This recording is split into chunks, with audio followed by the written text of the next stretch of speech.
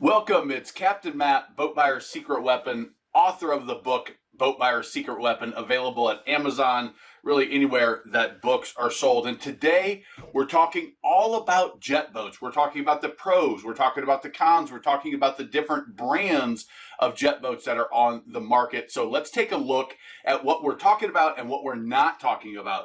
We're going to talk about Scarab, Vortex, Yamaha boats, SeaDoo, Kyma boats. We're also going to throw the SeaDoo switch in there, even though that's not a fiberglass jet boat, which is what we're focusing on. I think it's in that same vein. But we've also got aluminum jet boats like Duckworth, Northwest, Weldcraft, flat bottom boats. You've got the really mini jet boats that they run on the rivers. Super fun. We're not talking about those. We're also not talking about jet drive outboard. So an outboard with a jet lower on it. Let's look at the 5 major players in this market: Scarab, Switch, Vortex by Chaparral, which is no longer building boats as of about 2 years ago, Yamaha boats, by far the market share leader, and Kyma boats, a new entry into the jet boat market.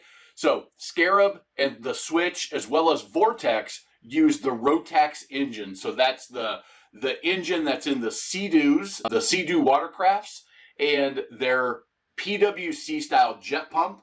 Yamaha boats obviously using the Yamaha engines and their PWC style jet pumps.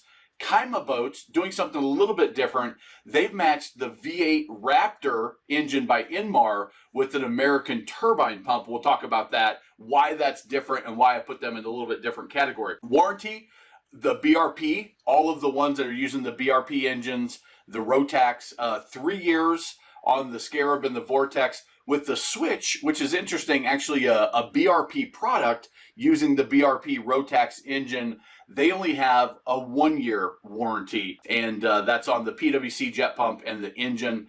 The Yamaha also has a 1-year warranty. Those are raw water cooled versus the Rotax, which is closed cooled, which is, bringing the water into a heat exchanger, but actually cooling antifreeze. It's glycol, but in a closed system, so that water's not running through the rest of the engine, where Yamaha does raw water.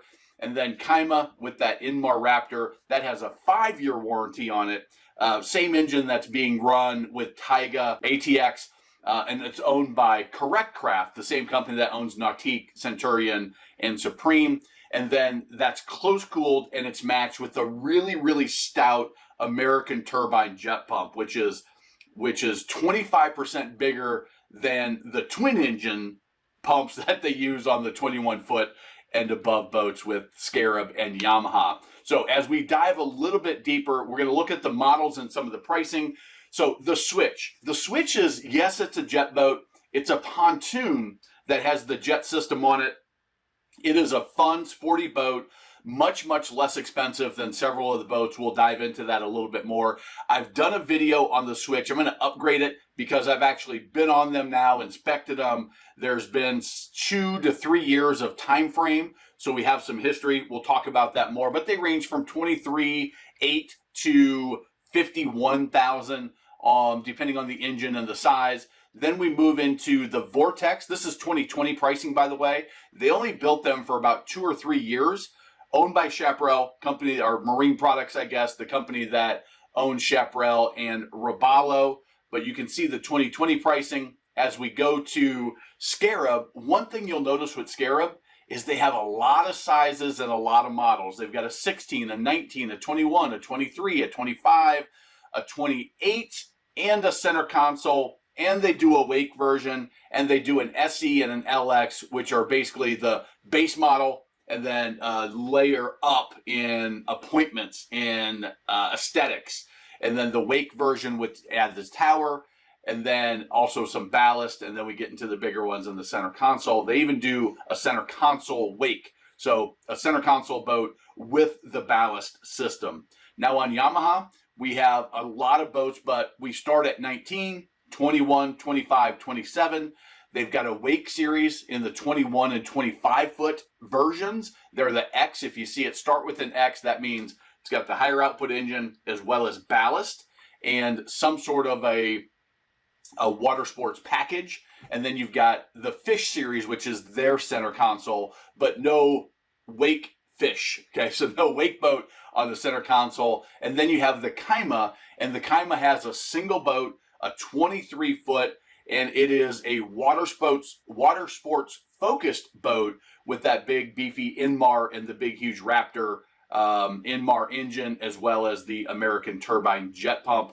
They're working on other models. They've got the K7, which is the one you see here, and then they're working on a K7 Prime. I'll give you some more details on that in a little bit when we get to the pricing section. But one thing to note, in full disclosure, I am invested in the Kyma brand. So I actually have ownership interest in the company, helping them with some sales and marketing as well. This came after seeing the boat about a year ago and meeting the founder, running the boat myself, experiencing all of the capabilities. And the jet boat market is the only market that's increasing in share. The stern drive market's going down, the outboard market's flat. So it's the only segment of the fiberglass market that's increasing. And I thought, man, this is an opportunity with a boat and a builder that I can really get behind, and had the opportunity to get involved, and I did. So I'm going to be objective. If you've been watching the videos over the last 5 years, you know that is a key for me. It's why I offer all the free information I do. If you're a boat shopper, you can grab the Boat Buyer's Toolkit. If you are a current boat owner, grab the Boater Bootcamp. They're both tremendous values. And if you stay tuned to the end, I'll tell you how you can get those for free. So if we look at specifically, and we're going to somewhat lump in the Scarab and the Yamaha and the Vortex into what I call PWC style jet drives. Then we've got the outboards, the stern drive, and then we've got what Kyma's doing with an Inmar engine and the American turbine pump. It'll be different, and it'll make sense as we go through here. So the noise, the PWC style engines, they run at much higher RPMs, mainly because they're using the PWC style jet pumps, which are designed to move light jet skis very quickly, that quick acceleration, quick handling. And then they said, hey, we can put these in boats. And they started with, 14, 16, 18, 19 feet boats. And they put a single in there and they did okay. As they got bigger, they're like, man, we got to put twin engines in these in anything over 21 feet. That's mainly because of that small pump having to run at such high RPMs. It just doesn't have the torque to push big, heavy stuff, which is one area where the jet boat market gets a bad rap, as they say, hey, it's a lot louder, which it is. The outboards, much, much quieter. The stern drives have that lower rumble to it, the similar sound that you're going to hear with the low rumble of the Inmar engine in that Kyma. When it comes to performance, the jet style boats are sporty. They are quick to handle and maneuverable and as you're at speed. Outboards, they've got great performance, very quick. Stern drives are smooth because they've got that weight in the back of the little bit heavier inboard engine. They've got that stern drive sticking out back. It gives a nice nice smooth ride, and that Inmar gives a smooth ride.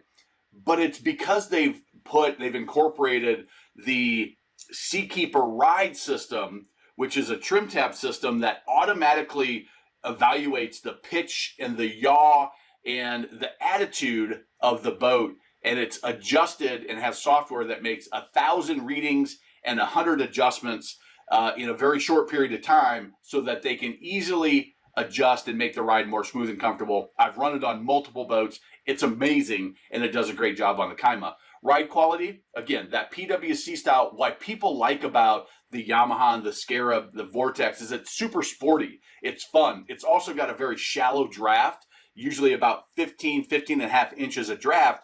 So you can get into those shallow areas. You can go to the sandbar without having anything to worry about knocking off any running gear. The ride quality on the outboard is good. On the stern drive and the Inmar and American turbine Kyma is excellent. Because of that little bit extra weight in the stern and the ride system and the ability to trim the stern drive as well as the outboard gives them a better ride quality than those PWC style jet boats, because they don't have any way to adjust the attitude of the boat. They just have to pound into the waves at the angle that boat's sitting for best performance. Okay? Ease of docking. The PWC style jet boats, they're better than they were. If you were before 2009, There was no real rudder system, and they weren't very great at slow water maneuvering. I think it was 2011, they put a docking mode in it, which allowed the RPMs to come down. They adjusted the bucket so that it didn't have as much thrust, but you had more directional control, so it's improved. Nowadays, they're actually putting what they call a variable keel on it, which is basically a rudder, and they're much, much easier now. Outboard's easy, stern drive's easy, and the American turbine is easy because of their zero turn system that makes docking super simple. Efficiency, well, they're all okay. The outboard has more fuel efficiency than the PWC style jet boat, the stern drive, or that Inmar. And the maintenance, PWC style jet boats, super easy. All you have is oil changes, and hey, you know, if you suck up some ropes or some seaweed, you can clear that out with a port. Scarab does something a little bit different with their sleeve that, in theory, doesn't allow it to get wrapped around the prop shaft, but the maintenance very easy there. But if you do get over a 21-foot boat, there are 2 engines to maintain, so you have to worry about oil changes on both engines and then breakdowns or failure points on both engines, although they are very efficient and pretty reliable for the past 15 years or so. Outboards, the efficiency is, our maintenance is super easy. You've got oil change, you've got impeller, you've got gear lube, and then, hey, pull that prop, make sure you're not tearing any seals up, and those are pretty simple. Stern drives, the most complex by far. You've got power going out the engine through a big hole in the boat. You've got bellows, you've got gimbal bearings, you've got gear lubes, you've got impellers, you've got oil, engine oil to change, you have anodes to change, a lot of different things that are maintenance on a stern drive. But the complexity of the system overall is why you'll see in one of the slides coming up that the market share of stern drives have gone down considerably in the last 10 years. PWC style jet boats have taken a bunch. Outboards have taken a bunch. Even the inboard V-drive surf boats have taken a bunch. And now I think Kyma is going to continue to take some of that market share away. Be looking for a video on that in the future. Salt use, the PWC style jet boats are great. Although the Yamaha and the Scarab don't have the same level of hardware when it comes to the stainless hardware, they also have had some issues with their drive ring. The saltwater is causing some seizing of that over time. It's not something that's a problem right away, 1 or 2 runs, but over time it can add up. Outboards are great in saltwater. Stern drives, very, very poor in saltwater. Not a great choice. I would stay away from them if I was you. And I'm running in saltwater regularly. And the Inmar with the American turbine, it's got a full stainless steel pump. The Inmar is closed cooled, so you don't have those issues, and it's a great setup for saltwater. As we look at the layouts, very similar. You've got the U-shaped seating with 2 captain's chairs in most on the Scarab. This is the Vortex. Most of them were like that. Some of them, like the Yamaha, have a J seating in some of the lower models, but 2 captain's chairs, open bow. This is the Kyma layout. Again, U-shaped seating. They do have an actual captain's chair at the co-pilot seat, and then the open bow with a lot of seating there as well. As we look at the warranty overall, 3 years on the Scarab, 3 years components, 5-year osmosis, which is water seeping through the gel coat layer and getting blisters in the hull, and a limited lifetime hull warranty with the Scarab. Vortex no longer building, obviously. Yamaha, just the 1 year. Although they're known for reliability, they only have a 1-year warranty on their engines and drives. 3 years on components, limited lifetime hull warranty, and 10-year transferable. Kyma has the 5-year engine warranty on that Inmar V8, 3 years on components, and then limited lifetime on the hull as well. As we get to pricing, when you look at pricing, the Scarab, and I try to match these up the best I could with the lengths, and then choosing the lower level model, so I was trying to compare apples to apples as best I could. If we look at the Scarab, $40,000 to start with their 16-footer. The Switch, just over $27,700 is where that one's coming in. And these are all matched with trailers. Although the trailers aren't typically saltwater capable, there's an upgrade. They're typically painted trailers, which are fine in freshwater, but in saltwater, they're going to be devastated within a year because of the way the salt just kills everything. As we look at the 19-footer, about $50,000, 38.8, about $38,000 on the Yamaha, 36.2 on the Switch. We get to the 21 to 22 foot, Scarab again 73,000, Yamaha about 55, and the Switch 42.8. The 23 footer with the Scarab 82.3, and then we get into the 25 footers. You can see Scarab is typically a little bit more expensive than the Yamaha when it comes to the base. All right, again, they're more performance focused. And as we get to the 27 and 28, you can see we're at there. As we move into the wake and the surf model. So here's the thing is Scarab and Yamaha have wake models, okay? You can surf them, people do, but in order to get the surf wave, they're adding aftermarket ballast, usually putting a fat sack on the back transom, strapping it down on that back swim platform seat, strapping down, 500, 800 pounds of ballast, some more ballast in the boat, maybe some lead to get that surf wave, where the Kyma is made to surf. So it's got 3,000 pounds of factory ballast.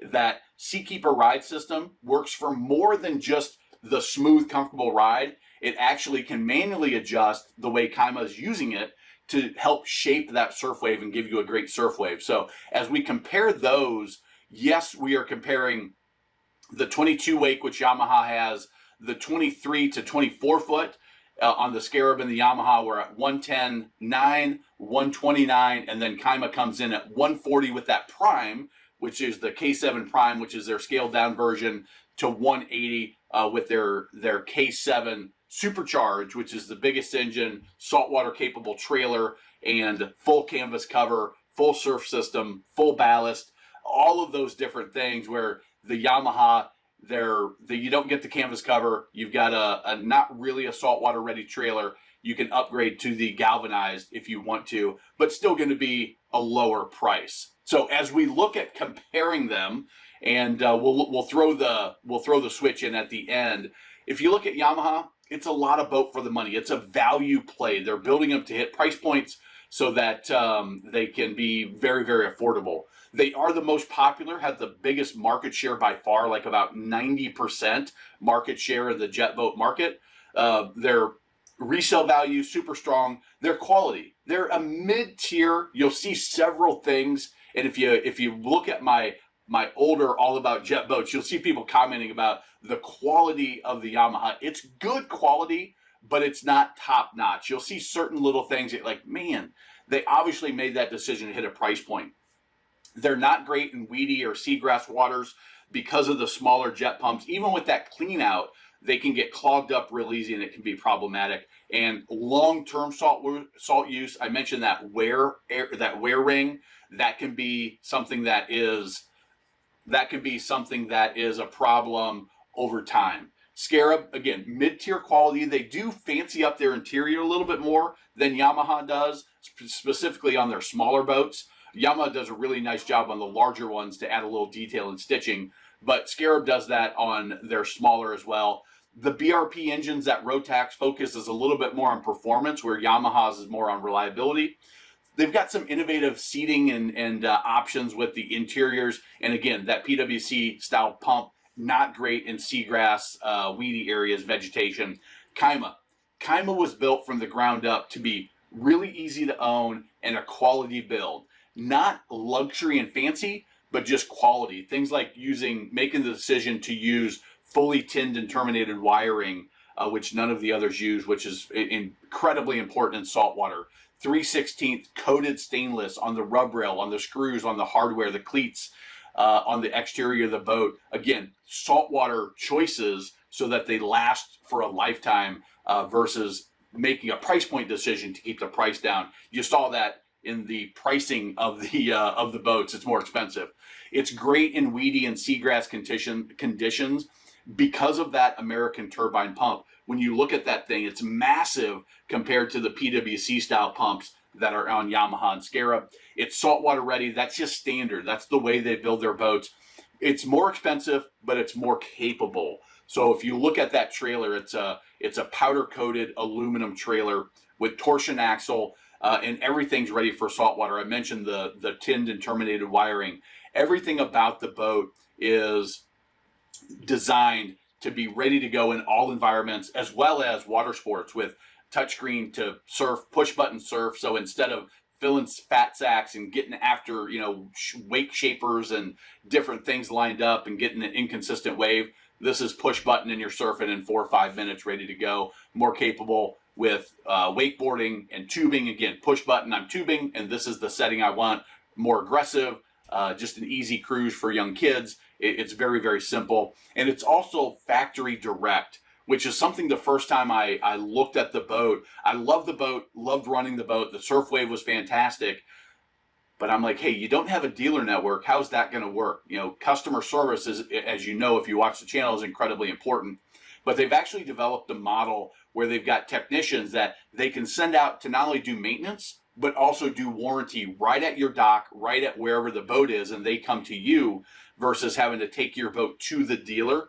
And it's something that came out of the owner's experience with previous jet boat companies where he worked. And I thought it was something that was really important when I made the decision to invest in the company, and why I'm sharing it in this video. Where does the Kyma win? When it comes to quality, this is the way I see it. The Kyma #1, then Yamaha, then Scarab, then the Switch, quality construction. But hey, every boat is made for certain people. So the Kyma's right for you if you're into surfing. You want to do surfing and you want to do it really easy. The saltwater readiness is hands down above every other option on the list. The build quality, we mentioned that. The vegetation. If you like the idea of a shallow water jet boat, not having a prop to get you when you're out swimming in the water, you got kids, that bothers you, but you have vegetation, it's a great option because it'll just chew through it like nothing with that big beefy jet pump. It's a better ride because of that Seakeeper ride system. Because of the deep V, it's got a more aggressive dead rise, 21-degree dead rise, compared to the Yamaha and Scarab, which are anywhere between 18 to 20, depending on the actual boat that you're on. It's quieter because it has that big beefy V8 and the bigger pump, so it can run at lower RPMs. It doesn't have to run at 7,000 RPMs like you do on the Yamaha and the Scarab. It can run 4,000 RPMs and get you the performance you want and still be quick and sporty handling. The Yamaha, very reliable, lower price point. Again, they build them to hit price points. So not that they're cheap boats by any means. That's not what I'm saying. I sold Yamaha for a number of years, so I'm very intimately involved with how they built boats. Customers that have loved them for a long time, but they are built to a price point. They have great resale as well. So if you're really looking for value and there's a budget that you have to stay within, the Yamaha is the way I would go over the Scarab in most situations, okay? Now, if performance is, hey, I want quickness, I want quick acceleration, and I like, Scarab does have some interesting, cool layouts. They do things a little bit different. They've got the smaller, they've got the bigger.